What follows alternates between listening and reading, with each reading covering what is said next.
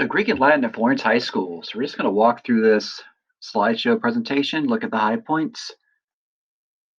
So we start off with a TED Talk here, which you wouldn't be able to hear anyhow in this format if I were to play it. But you have a link to this slideshow presentation. You can go back and look at later anything that we skip over, or videos we don't watch. You can go back and watch or any of the links you want to click on. So, of course, what classes are offered? Well, not surprisingly, Latin.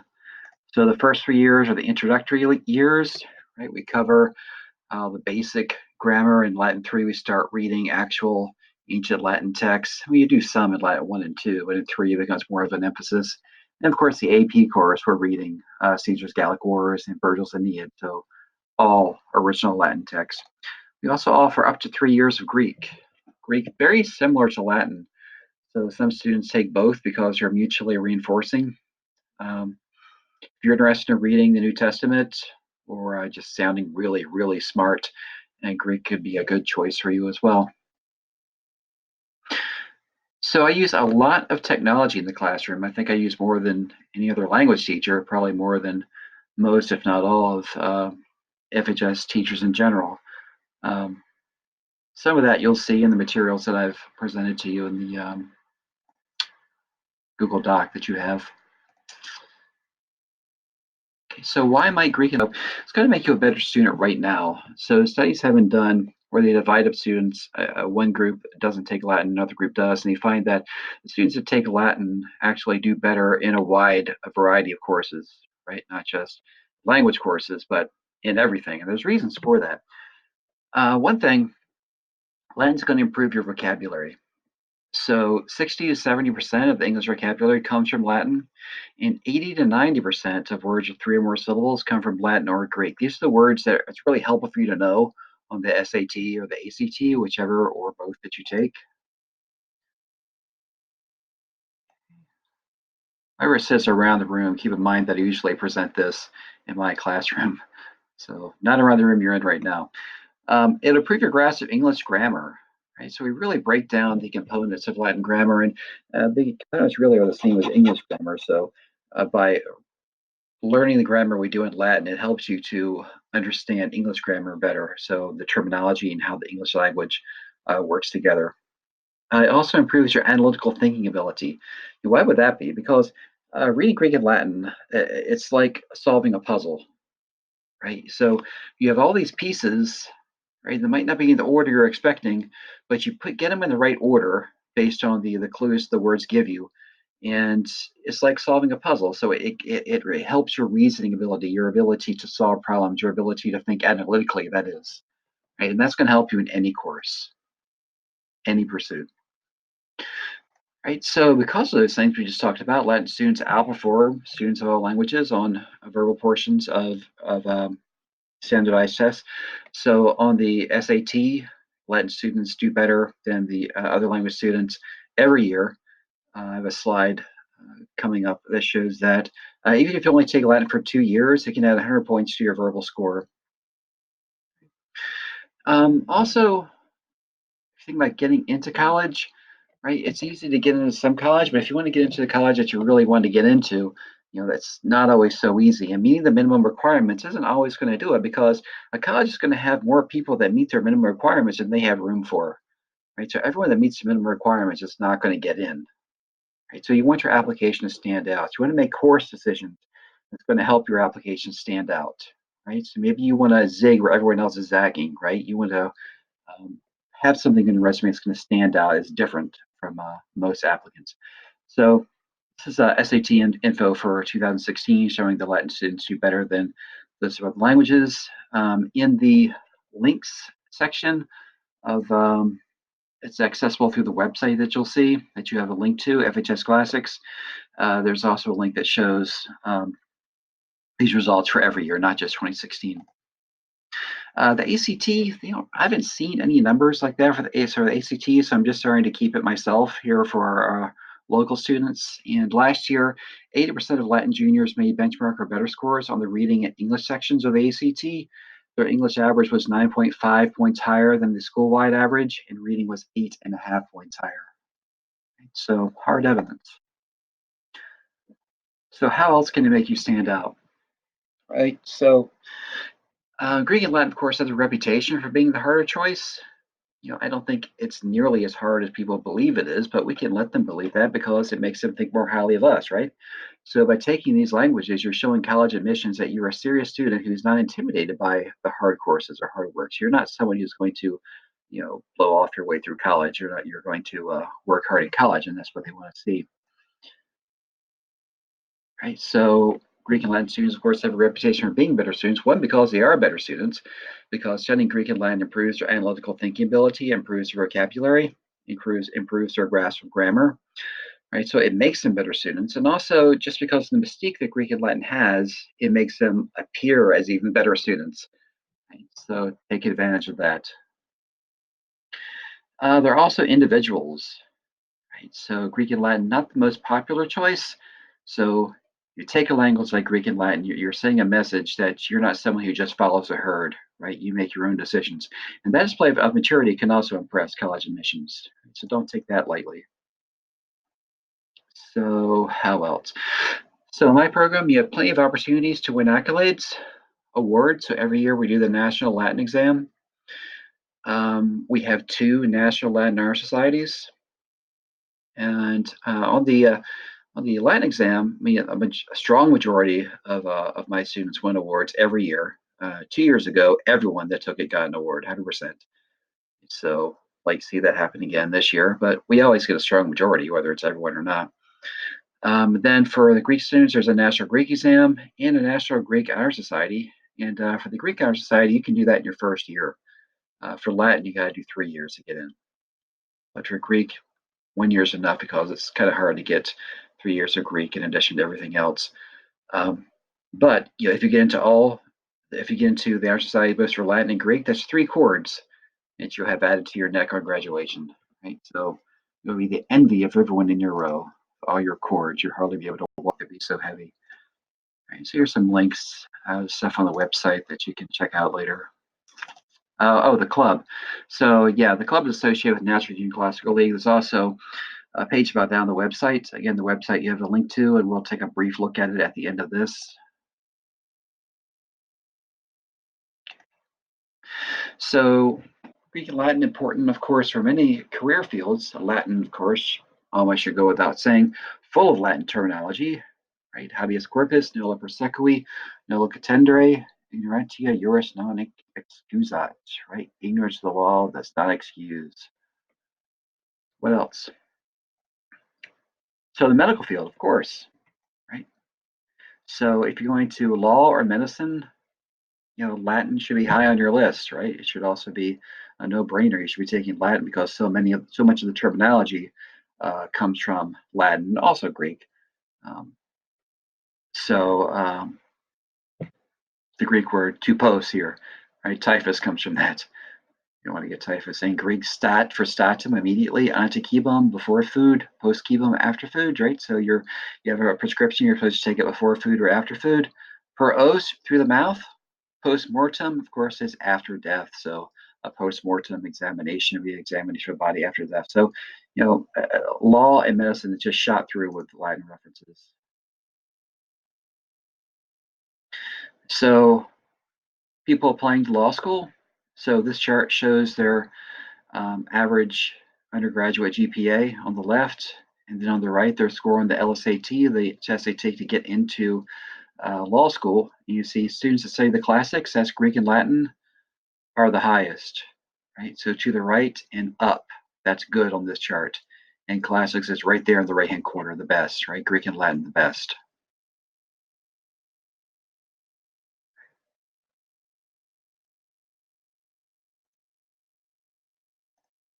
But there's other fields. So philosophy. So obviously many important philosophers wrote in Greek or Latin, both in antiquity and later. And also important terms are frequently taken from those languages. So some things you may have heard, ho anexestetos bios ou biotos anthropo, Plato said, which is often poorly translated as the unexamined life is not worth living. That's probably the way you've heard it, if you have heard it. Better translation is that the unexamined life is not the appropriate life to be lived by a man, by a human, right? So we should, live our lives with a thought about how we should be living our lives, right? To examine ourselves and our place in the cosmos. Cogito ergo sum, Rene Descartes said. So I think, therefore I am. So how do we know I exist? Well, according to Descartes, the fact that you think is evidence that you must exist. Study of history, right? Obviously, ancient, medieval, or intellectual history. So for the Middle Ages, Cus regio, eius religio. So whose territory, his religion, right? Epistemology comes from the Greek episteme.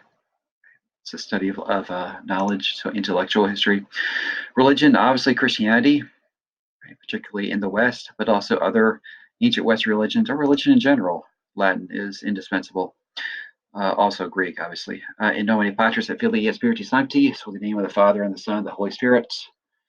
Then from John 1:1, NRK ein ho logos, right? In the beginning was the Word. And also anything else, because Latin improves your vocabulary, your grammar, and your analytical thinking ability. So all these things, but also everything else, Greek and Latin will help you with. All right, so if you have to study other Romance languages later, so Romance languages would include French and Spanish, right? Also Portuguese, Romanian, some other things. These are languages that descend from Latin, and they're much easier to learn once you've had Latin. So, I can read French and German. My French is a lot better than my German. Or when I was writing my dissertation, I could read French about as fast as I read English. And why? Because I was so familiar with Latin, it just came so much more easily to me because I recognized the words. It's much easier to learn. Very cool video here from Dead Poet Society. You'll be able to go back and see that when you can hear. So, potential to make you a better person. So, why would that be? Well, the greatness of the Romans, naturally, right? Their unmatched contributions to Western and world civilization. Right? The Roman Empire speaks for itself, everything it contributed to our culture, both physical and intellectual. Right?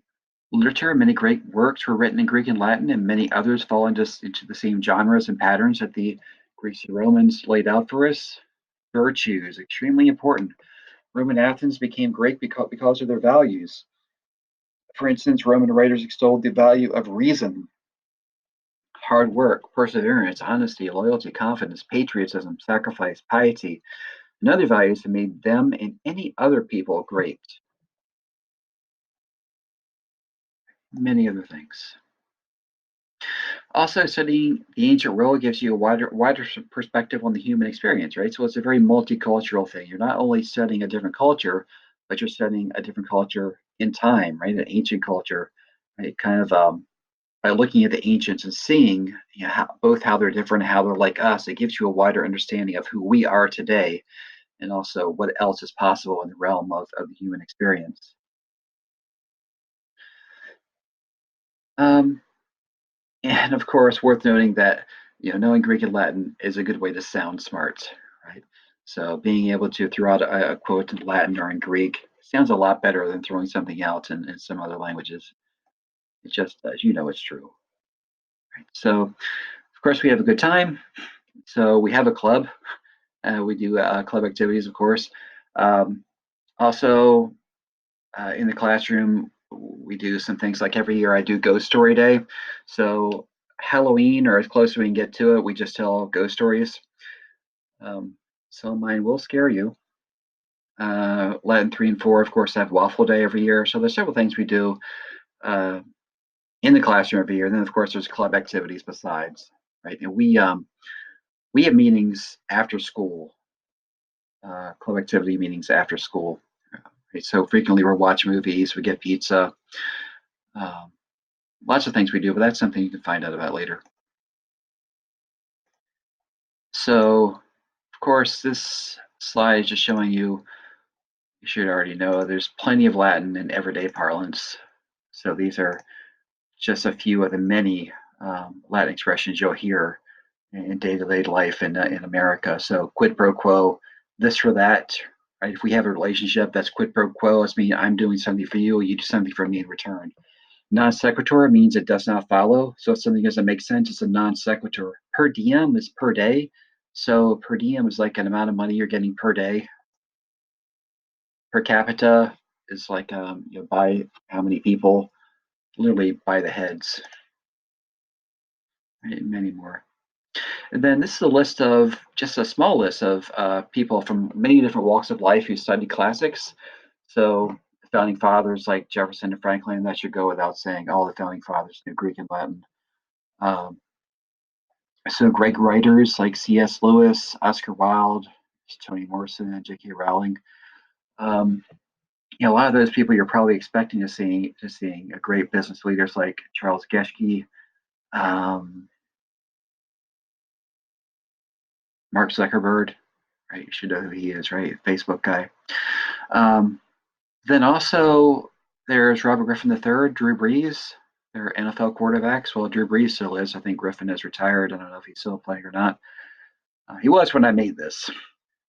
John Layfield, he was a professional wrestler. I don't know if he still wrestles or not. I don't watch wrestling anymore. I'm not in middle school.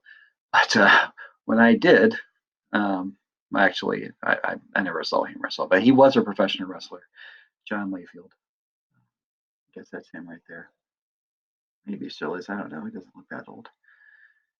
Right. So it's a little bit more about me. So I moved here from Maryland. I grew up in Delaware. So just the high points here. I did a BA in history, summa cum laude from Salisbury University. That's in Maryland. An MA in ancient history from the University of Maryland, and a PhD in early Christian studies from the Catholic University of America. So I talked about my academic interests, chief among which is early Christianity, but also the ancient world. Many things I list here. The languages I've studied, I've used Latin, ancient Greek, Coptic, French, and German, and some other things about me you might find interesting. So the website, FHSclassics.com. So some things here you may find interesting. It's just the classes. So here, this links to the Google Doc where I have all my links listed. So contents, these are categories. So say you're interested in Ancient World podcast. So we'll click on podcasts. There we go. There's podcasts. Okay.